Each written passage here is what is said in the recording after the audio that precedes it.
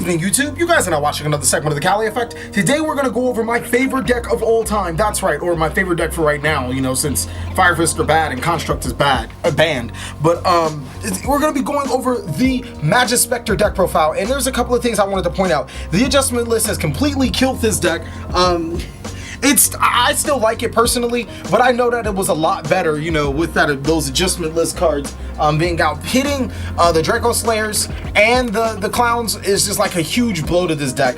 But fortunately, we still do have resources to recover from that blow and still make the deck as good as possible. I genuinely still do think that this deck is a pretty good deck. Is it a contender? No, that's up for a debate. I'll leave that, guys, up to you. I'm just here to provide my deck profile and my brief synopsis on the deck. So we're going to start off with 3 copies of Mbunko, the 3 Fox, 3 Ogama, my apologies, 3 copies of Master Pendulum, the Draco Slayer, 3 copies of Vector Pendulum, the Draco Overlord, 2 copies of Eccentric Archfiend, 1 copy of Luster, 1 copy of Kirin, 2 Masked Chameleons, 2 Maxi, and a Rescue Rabbit.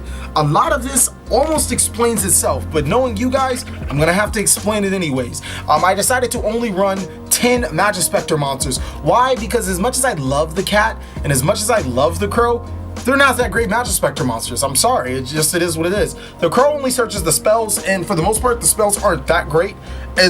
And Nikatama, whatever her name is, the cat, only searches cards at the end phase, which isn't that helpful, and the fact that it's a level 3 doesn't really help it as well.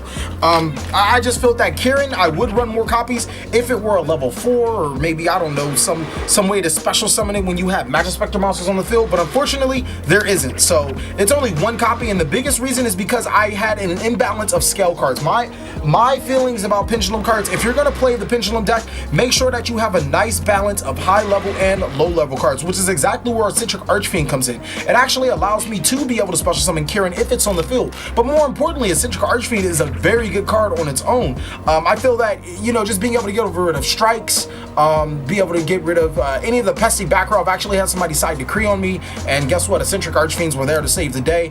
There's just so many instances where Eccentric Archfiend was there, and it's really good against Monarchs because, you know, you Pendulum summon, hopefully your Eccentric Archfiend is one of your Pendulum special summon cards, you destroy their Monarch card, and then you continue to go forward and make plays. I felt that I needed to max out the copies of Master Pendulum and Vector, not only because I'm running 3 copies of Draco Face-Off and the Rescue Rabbit, but because they're 0 defense. They have perfect synergy with Masked Chameleon. Master Pendulum actually serves multiple dual purposes. The reason why I'm maxing 3 copies of that is because I want to see this card. If I can special summon it with a couple of other Masjespecter monsters, I can go ahead and make Dinister and then really solidify my defenses. Masked Chameleon at 2, I mean, seriously, with only 1 Luster Pendulum, something had to take place and try to make Ignister as much as possible against the Cosmo matchup. Just felt that Masked Chameleon is good. Rescue Rabbit's amazing. Let's not even talk about it. It's just too good of a card to not talk about, not know what it does. It sets up so many plays. There's times, even when you start off with Rescue Rabbit, you can just normal summon it, special summon 2 Vectors or Masters, depending on what you're doing.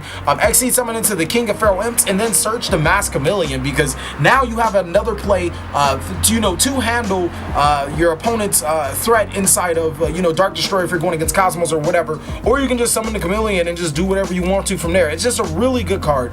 That's pretty much it for the monsters. As you guys can see, I only run 2 copies of Maxi. I just felt that, I mean, it's a really good card, but I don't want to see it opening hand in this type of deck, in the way that this deck's built. We're going to go on to the spells. This video was brought to you by the Cali Effect Binder Update, where you can buy the cheapest cards online from your favorite YouTube. All you have to do is go to the description in this video, and the separate links, one will take you to my binder update, where you can get a visual of all the cheap cards the Cali Effect has in stock. Another link is my Google Docs account. Verify how many of said cards are in stock, and you can find cards that are not in the binder update. If you guys have any questions, suggestions, or concerns, you can always message me on Facebook through the 3rd link. Purchase your cheapest cards online today.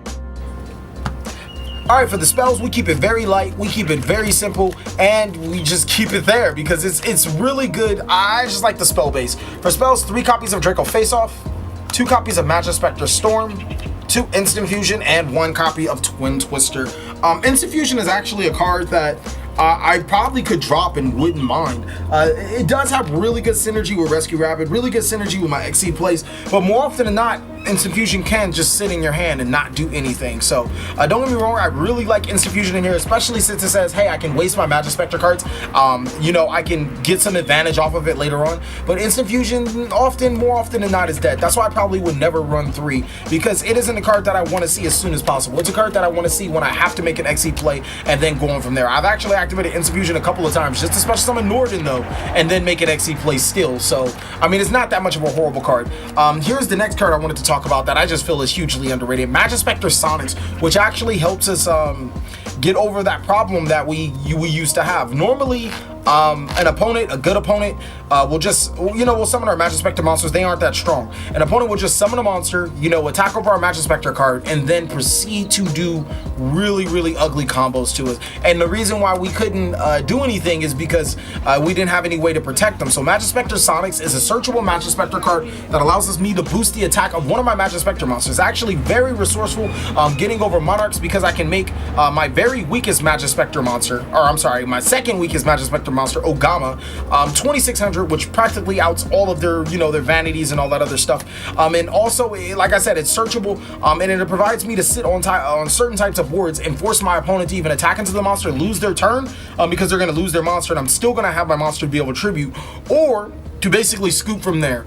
Draco Face Off is obvious, and then the 1 copy of Twin Twisters, it works. I probably would never run 2 copies. I'd actually probably take out the second sideboarded copy. I've never sided it, so it's just really good concepts that I felt that were really strong right there. We can go on to the traps now. For traps, I keep it extremely stupid with 1 tech card. So we're running 3 copies of Tempest, 2 copies of Tornado, 1 Solemn Warning, and then my 2 tech cards is Quaking Mirror Force. I love this card. A lot of people say battle traps are bad. I can agree with you. I can agree with you for the most part. But this is the reason why I actually decided to keep in Quaking Mirror Force. This is a deck, like I said, with the Masjespecter Sonics, that the opponent would love to just drop monsters before they even do anything and attack into you. I have searchable effect negation, so I necessarily don't have to worry about you activating all these effects, destroying all my spells and traps, and then going from there. If my opponent is playing some Magician variant, then I'm probably at a bit of a disadvantage. But, every other deck I have a pretty good advantage of. There's been times when the opponent has special summoned Dank Destroyer. Obviously, Dank Destroyer can't destroy my raccoons, and I can't really stop the Dank Destroyer. They'll attack into it, and then I'll activate Quaking Mirror Force. Now, keep in mind, the monsters flip face down with Quaking Mirror Force can never be flip face up, at least manually again. With the card effect, yes, but, nobody plays really card effects to switch monsters' position. So Quaking Mirror Force allows me to flip really big threats like Dark Destroyer face down, allowing me to target it, and then as well allows the opponent to prevents the opponent from further using them. There was actually a good game that I had with a Pendulum player. He pinned for 3, he attacked, ran into a Quaking Mirror Force, and basically what it did is that I didn't have to attack into the face down cards, because he couldn't, it basically used up 3 of his slots, and he couldn't pin for more than 2 for the rest of the game until I got rid of those threats, which allowed me to, overcome some, gain some momentum, and then be able to completely eradicate him, only because he can only pin someone for 2, and I can handle those threats quite easily. I love Quaking Mirror Force, but now we can go on to the extra deck. Extra deck's very simple. I try to fix all the problems that the decks have inside the extra deck. Karen Gorgon actually gets there. It's my personal out to Vanity's Fiend, or not Vanity's Fiend, Majesty's Fiend. People like to make it, and then I just go, Karen Gorgon, attack over it. It also has a couple other uses, but the fact that it outs Majesty's Fiend, which a lot of people tend to play, I think that Vanity's Fiend is the better card, but I'm not even going to go there right now. But Karen Gorgon, King of the Feral Imps, to search the Mass Chameleons. 101 Monarch, I still think that this card is pretty viable. I took it out for a good amount of time, but I put it back. Castell, card's amazing, obviously. Diamond Direwolf, card's amazing. Light Nature Dory, I've never played it, never summoned it. I'm pretty sure when I do summon it, I'll win, but, until then. Another Masjespecter, the Ascending Draco Slayer, I think I summoned it once. Daggle's Emerald, I've summoned it when a game's going to late. Dweller, I summon it actually pretty often. It's one of the, that, King of Feral Imps, Castell, Honor Diamond Direwolf, and Karen Gorgon, as long, are probably the most cards that I go into, so it is what it is. Now extra fusions, 2 Norden. Obviously I use them sparingly. 1 copy of Dinister. This is like the best card for the deck. That's gonna sum up the fusions. For Synchros, 1 Side Frame Lord Omega. Card's amazing. I actually first turn it a lot if I have the resources. And then 2 copies of Ignister. because I hate Cosmo and I need to rid some of those threats. As you guys can see, this deck is more geared towards a lot of things. The Quaking Mirror Force and the 2 copies of Ignister allows me to out Cosmo fairly easily. And I'm not saying that Cosmo's the best deck. I'm just saying that this deck has a pretty bad matchup until I summon Ignister, just like almost any deck against Cosmo or any Pendulum deck against Cosmo. So I tried to really maximize the abilities of me getting out Ignister to out their ships. The next big thing is that, like I said, it's really standard. Not really much else to say. Ignister, like I said, is the MVP, but I've never needed more than one. We can go on to the sideboard. Sideboard's pretty standard. Like I'm gonna say, it's gonna be a lot of Cosmo hate because I guess this format I just really hate Cosmo after realizing how much I hate Cosmo.